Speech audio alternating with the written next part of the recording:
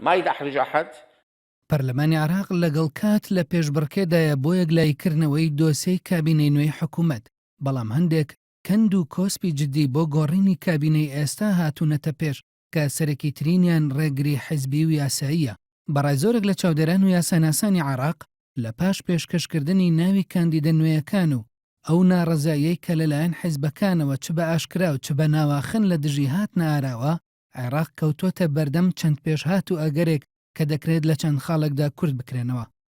یەکەم، هێشتنەوەی دۆخەکە وەک خۆی لەبەر ناڕەزایی و کۆسپی هێزە سیاسیەکان لە گۆڕینی سەرکردە و کادرەکانیان کە ئەمەش واقعی نییە بۆ دۆخی ئێستا.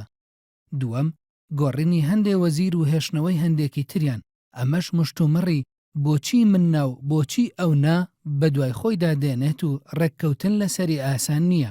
سێیەم، تێپەڕاندنی ناوی ئەو چواردە کاندیدەی پێشکەش کراون بە پەرلەمان، ئەوەش داواکاری سەدرەکانە و پشتیوانی زۆریشی هەیە لە شەقام، بەڵام بە دڵی حەزبەکان نییە. چوارەم، هەڵپەساردنی دەستور و هەڵوەشاندنەوەی پەرلەمان لە ئارادایە ئەگەر ڕێگاکان گەیشتنە بنبەست، ئەوەش بە مانای کودەتای سپی دێت و دوورنیە دواتریش ببێتە کودەتای سوور. حکوومەتی ئێستای عراق هێشتا دەست بەکارە و پشتیوانی یاسایی و دەستوریشی هەیە، بەڵام شەرعیەتی جەماوەری و سیاسی لەق بووە و لە دۆخێکی شڵۆقدایە. هەندێک لە سیاسیەکانی عراقیش ئەم دۆخەی حکوومەت بە تەلاقدانی هەڵپەسێردراو لە قەڵەمەدەن. بۆ گۆڕینی کابینەی حکوومەت بە کابینەیەکی تەکنۆکرات مشتومڕی زۆر هاتوونەتە ئاراوە. بۆ پێی جگە لە لیستە کوردی و سونیەکان، ئەنجومەنی باڵای ئیسلامیش چوەڕیزی ئەوانەی ڕخنەهن لە گۆڕانکاریەکان هەیە. پاساویشی ئەوەیە ئەگەر بڕیار بێت کابینەیەکی تەکنۆکرات دەست بەکار بێت، پێویستە لە حەیدەر عەبادیەوە دەست پێ بکات کە یەکێکە لە سەرکردەکانی حیزبی داعوا.